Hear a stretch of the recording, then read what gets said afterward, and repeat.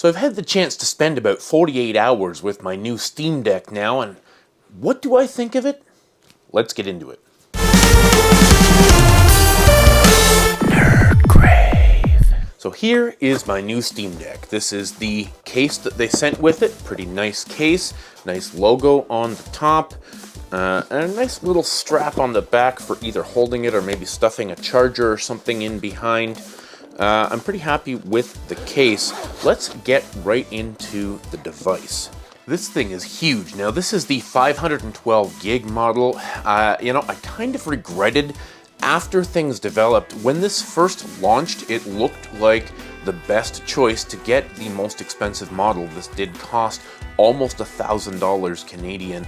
At the time when this launched, it seemed like the 512 was the best way to go because all the storage options for the Steam Deck, from the 64 gig, the 256, and the 512, really seemed insufficient for the size of a Steam library.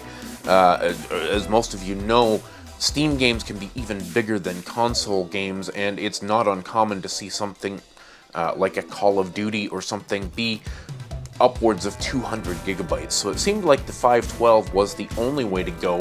At the time when this launched, there was very little information about whether this would be able to be user upgradable, and even to this day, Steam does not recommend it, although the community has figured out that it is very easy to upgrade the SSD in this device. So, honestly, I would recommend for anybody looking into getting a Steam Deck today, you will be waiting quite a while, but I would honestly recommend getting that cheapest 64 gigabyte model, because other than the screen, which you can see, this is the anti-glare screen, and you're still getting some glare off of my lights here. They are a pretty bright light, but still, the difference between the screens notwithstanding, financially you're best off to get the cheapest model, which is $400 US, versus this one was like $659 or something US, which worked out to $850 something Canadian, plus tax and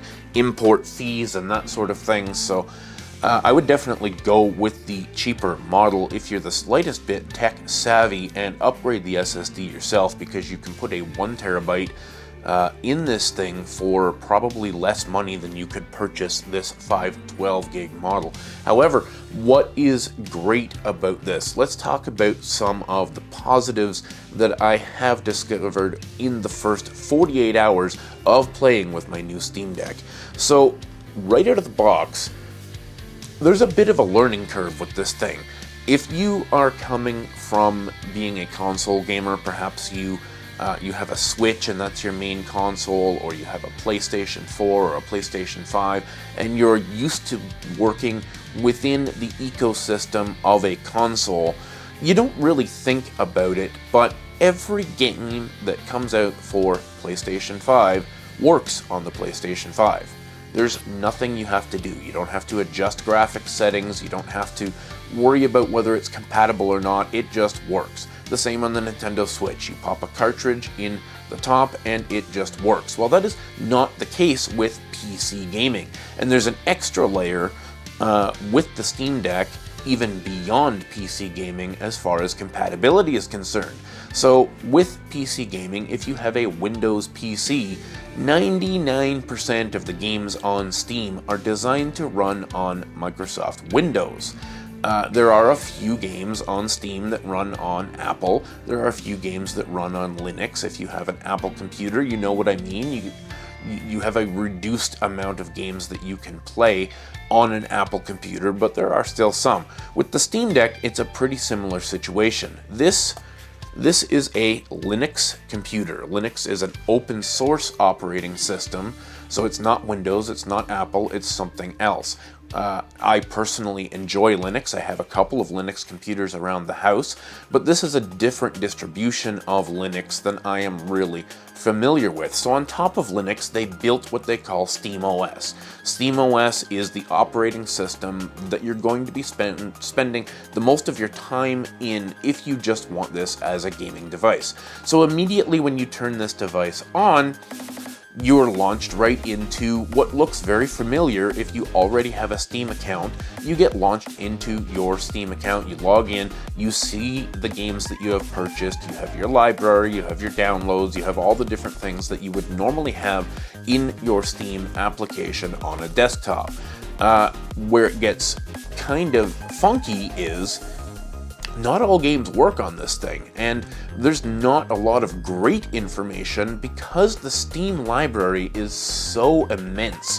It is going to take them a really long time to get everything running. They have something that they've developed called Proton, which is a compatibility layer that runs between the Steam Deck OS and the Windows version of the games and helps to make a lot of these games compatible. So Valve has developed something called their verified list, and when you're on the Steam Deck, we will see that a game has a green check mark beside it, and that means that the game is absolutely verified to run great on the deck. Performance is great. It will have default settings, default controls that are set up almost like a patch so that you know that the game is going to work great.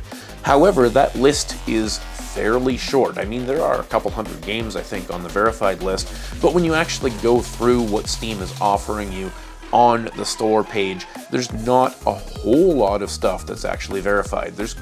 There are a few really cool games like Sony's God of War and Sony's Horizon Zero Dawn. Of course, they've been promoting the hell out of Control for some reason. Control runs fantastic, apparently.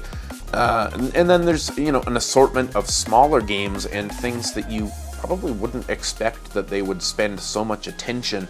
Just games you've never heard of, even some super small indie games that really nobody's ever heard of. Those are verified. And then you have things like Hades and Guacamelee and I believe Hollow Knight, Cuphead.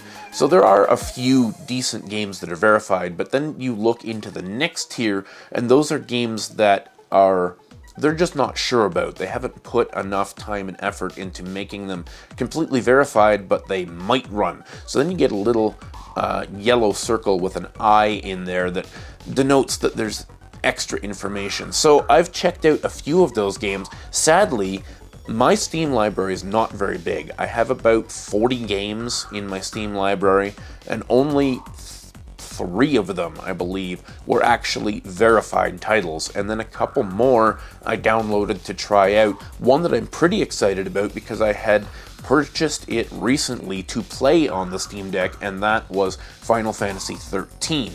I played a good amount of Final Fantasy 13 on the Xbox 360, and I really wanted to go back to it because I absolutely love that game.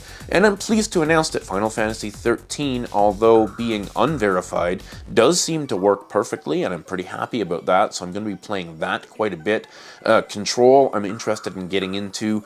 Control, if you're not aware, happens in the Alan Wake universe, so some people have been telling me that I should play Alan Wake first, but I think I'm going to be okay just jumping right into Control from what I understand. So, the other thing to know is because this is a Linux computer, there is actually a full Linux PC desktop mode. When you long press the power button, it brings up a menu and you can switch over to the desktop mode, so it's just like you're in a computer environment. You've got icons on the desktop, you've got a system tray, you can download apps from the Linux store, things that you might want on a computer like VLC Media Player or a torrent download program. You can download all kinds of emulators. I recently downloaded RetroArch and downloaded a few cores and stuff for that. I haven't loaded any ROMs yet to test it, but there's all kinds of videos on YouTube to show you how to do that and how well the Steam Deck handles emulation. That's definitely something that I will be diving into more in the coming days before I give a full review on this project. As I said, this is just really a first thoughts. I've spent 48 hours with this. I'm pretty impressed with some things, and I'm a little bit scratching my head about some other things. But the biggest thing that I can say about this is not the console-like experience that they were purporting this to be. This is a little bit more work. You have to, in order to get some of the non-verified games to work, you have to do things like set up one of those Proton compatibility layers, and there's a bunch of different ones. You'll probably have to go out to the internet and figure out what the settings for each individual game are if they've been tested by the community. For example, Persona 4 Golden, Steam says the game doesn't work, flat out, just doesn't work. The community, on the other hand, says Persona 4 Golden works great. However, you have to go through a bunch of different steps for settings and setting up a Proton compatibility layer, a specific one that works properly to get the game to work, and then it works great. So you're going to have to do a little bit of research, you're going to have to do a little bit of tinkering in order to maybe get the results that you want out of this. But is this a good device? Hands down, yes. This is a fantastic device. It is super powerful. It can do some amazing things, even playing Final Fantasy 13 last night, which is an Xbox 360 and PS3 game. It looks fantastic on this thing, man. The experience is seamless. The control scheme just, transfers right over. It feels like you're playing on an Xbox controller. The buttons are right. The sound is great. The speakers are fantastic. I can't really speak highly enough of the potential of this device. Is it ready right now? Would I recommend that you run out and spend $2,000 buying one of these from a scalper? No. I have a feeling that this device is going to be a lot closer to a console experience in another 6 to 12 months. Valve is really pushing to bring new people into the PC ecosystem and the Steam ecosystem. That's what this device is for. It is to, take those console people and move them into a PC ecosystem. And I think it's going to work, but it's not quite there yet. They're pushing updates to this thing constantly. There are all kinds of, little things that they need to improve on still.